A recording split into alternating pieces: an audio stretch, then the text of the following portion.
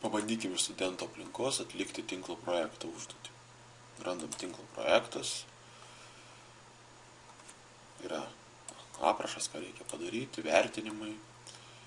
Ir spaudžiame kelti darbus, kadangi šita užduotis yra tokia, kad studentai turi tiesiog kelti bylas ir dėstytojas jas pasiims ir perskaitys. Tai add, upload file, studentų lygiai tokia pat aplikacija, browse ir susirandam tinklo projektų pavyzdys. Upload this file. Taip, išsaugoti pakeitimus. Vartotojas geras studentė įkėlė